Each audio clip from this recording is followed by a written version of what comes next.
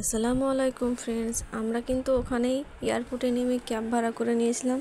তারপর কিন্তু চলে আসলাম আমাদের হোটেলে। এই হোটেলটা হচ্ছে মুর্শিদাবাদ ভবন বলে একটা হোটেল। আমরা মুর্শিদাবাসী, সেই জন্য আমরা মুর্শিদাবাদ ভবনে যে মমতা বন্দ্যোপাধ্যায় একটা ভবন বানিয়েছেন সেইখানে আমরা কিন্তু উঠেছিলাম। রুমটা খুবই সুন্দর, দেখতেই পাচ্ছ তোজো সামনে বসে রয়েছে। আর এটা হচ্ছে নিউ টাউনে, একদম বিশ্ববাংলার কাছেই। আমরা কিন্তু রাতেই কিন্তু সেখানে আমরা রেস্ট নিয়েছিলাম। তারপরে দেখো সামনে আমরা একটা ক্যাব ভাড়া করে নিয়েছি, সেখান থেকে আমরা কিন্তু ঘুরতে চলে যাব। আমরা কিন্তু ঘুরতে আসছি আজকে সায়েন্স সিটি। তোমরা দেখেই বুঝতে পারছো যে সায়েন্স সিটি। আমি কিন্তু সায়েন্স সিটি আগে দেখিনি, কিন্তু দেখার পরে ভাবছি এত সুন্দর জায়গা কিন্তু কলকাতায় আছে, আগে কোনো দিন জানা হয়নি। যাই হোক, তোমাদের সঙ্গে আজকে কিন্তু আমি ঘুরে দেখাবো সায়েন্স সিটি। সায়েন্স সিটি ঘুরতে গেলে কিন্তু সারাদিনটাই সময় লাগে। আমি কিন্তু সব ভিডিও করতে পারিনি, কিছু কিছু নিয়েছি, তাই তোমাদের সঙ্গে কিছুগুলো শেয়ার করব। সামনেই আমরা দেখো দাঁড়িয়ে রয়েছি আর তোজো রয়েছে সামনে। তারপরে কিন্তু ফাইনালি আমরা ভিতরে ঢুকে গিয়েছি। আর দেখতেই পাচ্ছ তোজো কিন্তু দেখে খুব এক্সাইটেড, কারণ এত সুন্দর জায়গা সে দেখতে পেয়েছে। আর আমারও সত্যি খুব ভালো লেগেছে। সামনেই রয়েছে অনেক দোকানপাট, সেগুলোতে অনেক জিনিসপত্র বিক্রি হচ্ছে। আর তোজোর আব্বু কিন্তু সামনের দিকে হেঁটে চলছে। আর তারপরে রয়েছে মিসাইল ম্যানের যে মিসাইলগুলো, সেগুলো কিন্তু সত্যিই সুন্দর জায়গা, এত সুন্দর জায়গা যে বলার নাই। যাই হোক, কলকাতাতে এমন সুন্দর জায়গা দেখতে হলে কিন্তু অবশ্যই তোমরা সায়েন্স সিটি চলে আসবে। সায়েন্স সিটি সুন্দর জায়গা। তারপরে ফাইনালি আমরা ভেতরে ঢুকে গেলাম। ভিতরে গিয়ে দেখি যে এখানে রয়েছে নানা ধরনের জিনিস, সেগুলো কিন্তু হাতে নাতে পর্যবেক্ষণ করার মতো জিনিস, যেগুলো বাচ্চাদের জন্য খুবই ইন্টারেস্টিং। তাই তোজোকে নিয়ে আমরা সেখানেই পৌঁছে গিয়েছিলাম। তারপরে সামনেই দেখতে পেলে একটা পেন্টিং, সে পেন্টিংটা খুবই সুন্দর।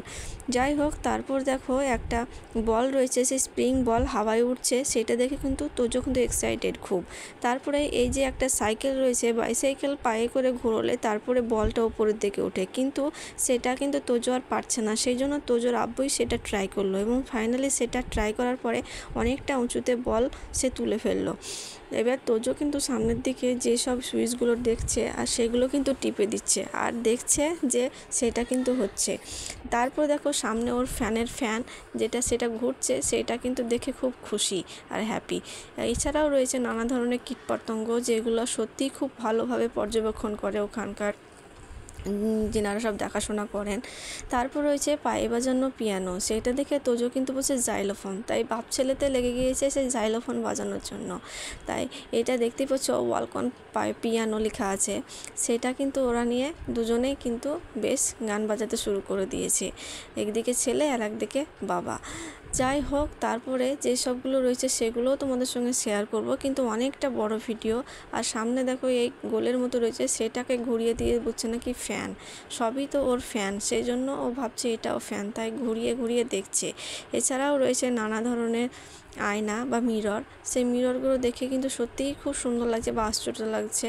আর সেগুলোকে তোজো নিজেকে দেখে খুব হাসছে, আর দাঁত বার করে হাসছে আর হি করছে। যাই হোক, তারপরে রয়েছে নানা ধরনের এক্সপেরিমেন্ট জিনিস, যেগুলো দেখলে সত্যিই খুব খুশি হওয়া যায়, আর ছোট বাচ্চাদের জন্য খুবই সুন্দর। আমরা কিন্তু এই রুমটার ভেতরে নিচের দিকে ঢুকেছিলাম, আর একে একে দেখতে উপরে এসে কীভাবে যে উঠে গেলাম যে আমি ভেবেই পারছি না, তার জন্য আমি ভিডিওটা নিয়ে নিয়েছি। আর এখানে রয়েছে নানা ধরনের ফিশ, যে ফিশগুলো সত্যিই খুব সুন্দর আর বড় নানা পর্যবেক্ষণ করা হয়, তার জন্য খুব সুন্দর হয়ে রয়েছে, আর দেখতেও খুব সুন্দর লাগছে। আমি কিন্তু ভিডিওটা নিয়েছি, সত্যিই মাশাআল্লাহ খুবই সুন্দর লাগছে। তারপরে আমরা ওপরের দিকে উঠতে চলে আসলাম মাছের দিকে যেগুলো রয়েছে সেই সব দিক থেকে।